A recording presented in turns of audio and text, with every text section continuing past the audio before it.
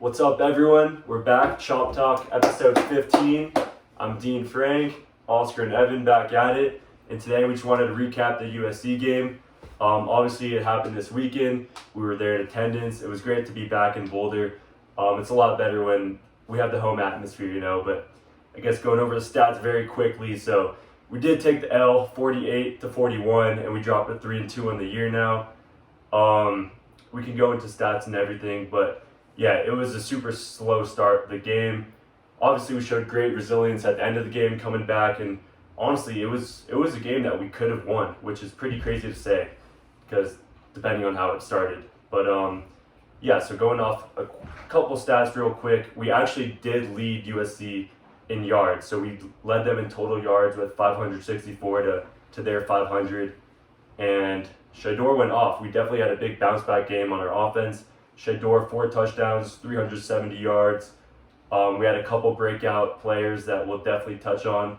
But yeah, I guess the question was asked to Shedeur in his post-game interview, do we let moral victories take on, is moral victories the thing that Boulder football is used to now based on the game? So what do you guys think about that takeaway?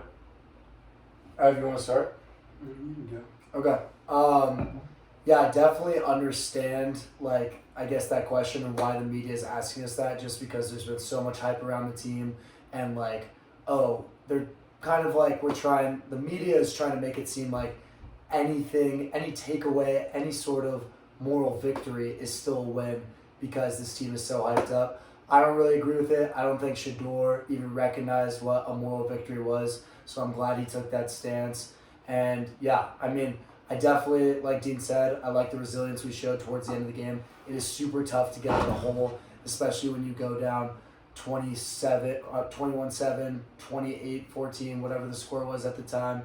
But yeah, I'm just looking forward to next week, I guess. Ev? Yeah, I do think there's a lot of positives coming out of the game. A lot of players that stepped up that we're going to touch on. And I do think the resilience of the team and the way the defense played at the end of the game are all very positive. Obviously we did not get the win, but there are positive takeaways from the game. Yeah, well, we're on that note of positivity. Jimmy Horn had a big bounce back game with 2 touchdowns. Omarion Miller, the true freshman who we hadn't seen really play at all up until this, had almost 200 yards on the day with just 7 receptions and a touchdown. So that was a big note. He was on the college football team of the week, which is cool to see. Yeah, so I think there's a lot of positives coming from that. Obviously, Shedeur had a big bounce back game after that Oregon game where we just had 1 touchdown at the end of the game, which was, yeah, that was a hard game to watch. But I think it shows, being at home, there's a lot to improve on for sure still. But a team like USC, who was ranked 8 at the time, I definitely think they'll drop a bit. But Caleb Williams, Shedeur is right there, slinging. 4 touchdowns is a great day. So I guess part of it is definitely our defense coming out stronger. But there were plenty of opportunities we had. There was a blocked punt that led to another USC touchdown. We had an interception which led to another touchdown. So I guess all these turnovers are definitely hurting us at the end of the game, because think about it, if we had 1 extra stop in that first half, we would have tied the game and would have gone to overtime. I think they scored maybe just 2 touchdowns in the second half. So I guess it's a great thing to see the resilience towards the end of the game, because no one wants to see a blowout, especially at home with the whole world watching. But coming back... Can I ask a question really quick? Or, yeah. Sorry, do you want to... No. Okay. I was just wondering, before we kind of switch subjects really quick, how do you guys think Travis Hunter would have affected the outcome of this game? Obviously there's a obvious answer, I guess, but I don't really think I guess what I'm saying is the score looks like it was close, but it was really a blowout the entire game, and Boulder was trying to come back. So yeah, I just want to hear your thoughts on how you think Travis Hunter would have affected this game. I honestly will go there and say I think we would have won that game if Travis Hunter was playing. I think that hurts though. He is such a game changer on both sides of the ball. I'm not going to say he's our best wide receiver or anything, but he's just got that game changer ability to him. He would get those 3rd downs for us, And right. On defense, he's the best cornerback in college football, so that definitely, it's a big difference. And not to mention, this is going off a little, but also Shiloh Sanders didn't play. Mm. Like, you say we have both of them back, I think we totally have won that game. Yeah, I agree. I mean, it's pretty obvious that Travis Hunter's a superstar. He has that big name. Everyone knows about him. And yeah, I agree. On the defensive side, I think he would have helped us out a lot because, as we said earlier, starting the game 21-0, that's a recipe for defeat right off the bat. So I think a couple of stops definitely would have helped us. It would have been awesome to see him and Cormani right next to each other, locking up Brandon Rice, who used to be on Boulder, which is a whole other thing. But yeah, I mean, it's going to be very interesting with Travis Hunter back. I miss him a lot on the team. Yeah, I agree. But like, just to wrap this Travis Hunter segment up, I guess, I just think it's cool how like when something bad happens, like something good can come out of it, and we saw that on both sides of the ball. Like Cormani got his time to shine, and Omarion Miller, he was balling out too, which I'm sure we'll get to in just a second. But yeah, I mean, that's just like so dope to see that like guys are actually like stepping up. Obviously, it's not the result we wanted, but like we said, some resilience shown and some ballers found out of it. Yeah, I mean, as a coach and as a Boulder fan, it's good to see, like, even though we were down, we had a tough week last week against Oregon, obviously, starting the game super slow.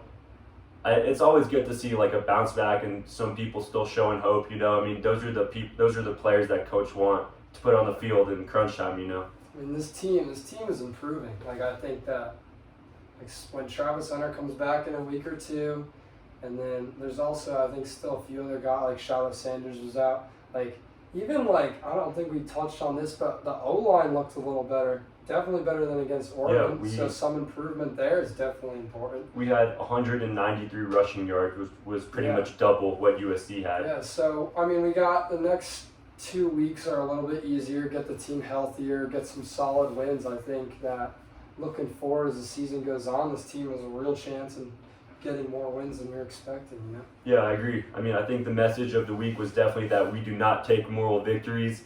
Rome was not built in a day, in a week, in a season, so I think there's a lot to look forward to for this Boulder football team. And I guess, yeah, going right into that. So the next 3 weeks, we've got ASU away, we got Stanford at home, and then we got UCLA away as well. But as we said earlier, at the start of the season when we gave our predictions for the season, I think all three of us had us being about 3-2 right now.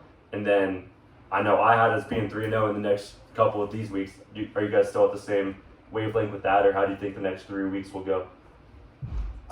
Yeah, I think, well, let's just like rewind for a second and take a look at the season. I think TCU, I mean, we all as Boulder students, even with all the hype, didn't even really think we were going to pull off that win.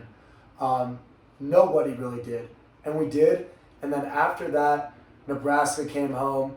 We slaughtered them. And then I think we got like a real like check when we played CSU, which was like, damn, like maybe the media is kind of overplaying us. Then we took the last 2 losses, but yeah, kind of like what you were saying, like I feel like we're kind of like, the CSU game happened, we were kind of at like the bottom part of the roller coaster, but these 2 games have definitely like helped us build our footing, and I think we're going to shoot straight up and grab these 3 games. I agree. Like the initial prediction we said.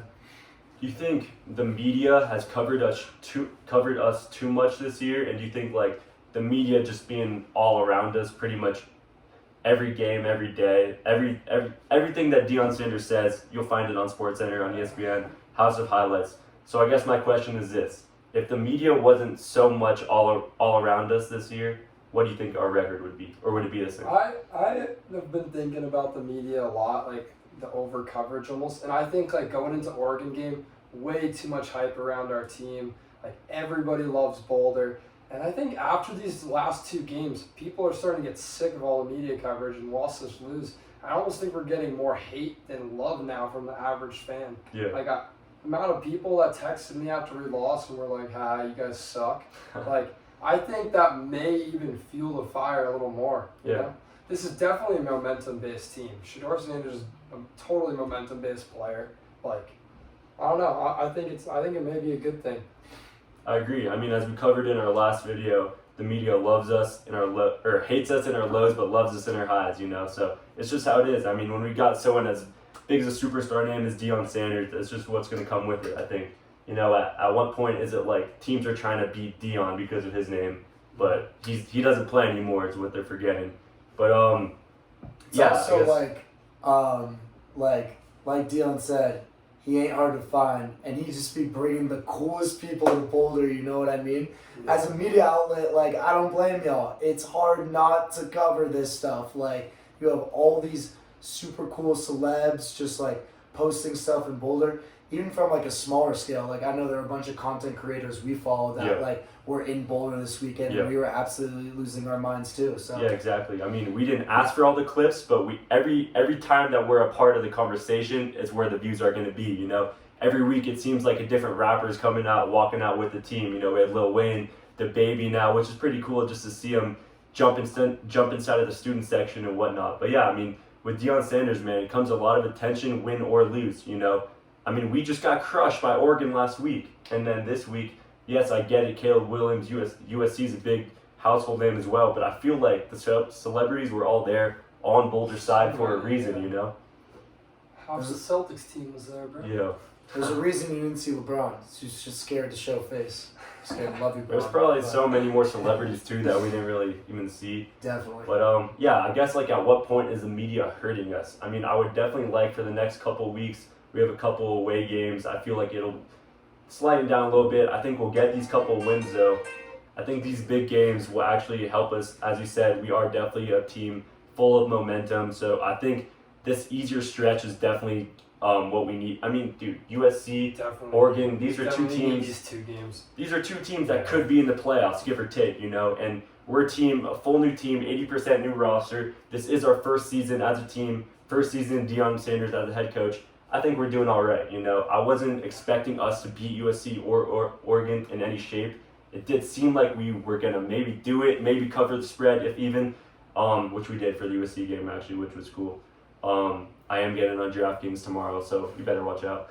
But, yeah, I guess going along with that. Good teams win, better teams Going along with that, the spread for the Colorado-Arizona State game is currently -4 Colorado. And I just think, if we have Travis and Shallow coming back, along with some of the other guys, Hammer it. But I don't. They just lost to Fresno 28-0, and they played USC like a week ago as well, and lost by I think it was 42-28, and it's just like, I don't know. I'm hammering it. I might be biased. Bring up, we have Arizona State, and then we have Stanford Family Weekend. We're winning both those games. I do want to say, away at UCLA is not an easy game. That is not a bad team. Yeah. They're 3-1. They've looked good all year. Don't overlook that. Nah, we're not losing to 2 Los Angeles teams. But, yeah, going 2-4, I mean, that Oregon State team who we play after UCLA is dangerous. They just beat Utah. Yeah, we'll talk about it later. But, yeah, I guess touching up the end of this pod, I don't know. I think in a weird way these losses kind of helped us out, put us back into a little reality check. I think these are big games though, because if we lose, there goes the media, there goes all the outlets. So you know we definitely have to keep bouncing back. We have to stick to the script. Hopefully our team keeps the momentum from the second half. Hopefully these big names, Cormani, Travis Hunter, if he's back, Shador could keep balling on offense. And yeah, I mean the big takeaway is our O-line, which definitely still needs work, but it was definitely a big bounce back game. And yeah, I mean, if we could get a little more pressure on the quarterback, that'll always help, you know. We haven't had too many sacks. We don't really have that big name on the D-line. So who knows? Hopefully our team will get healthy these upcoming weeks. And honestly, I'm happy with where we're at. It's not a moral victory, but we showed resilience. We came back. We fought hard. No one thought we would beat USC. Yeah, let's go Buffs. A quick takeaway before Takeaway. I mean, want to say something about I guess Miller? I want to actually talk about Cormani McClain. I don't think we covered that. Cormani McClain played pretty damn well, and for a guy, Dion was talking about all this, he's not watching film, he hasn't been working hard. I thought he just wasn't going to play. Right. They throw him in, put him on wide receiver 1, he does pretty well. I was really impressed. Let Cormani grow a few more weeks, and then him playing side by side with Travis Hunter is going to be pretty cool. 2 back-to-back first overall corners and coming out of high school, that's pretty cool.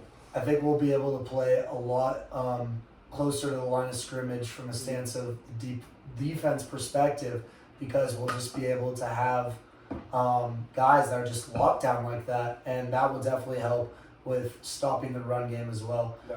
One last thing I want to say is screw the media. I don't care if they leave, and it doesn't even matter because Boulder's winning the next 3 games. All right, can we get a Sko Buffs? Sko Buffs!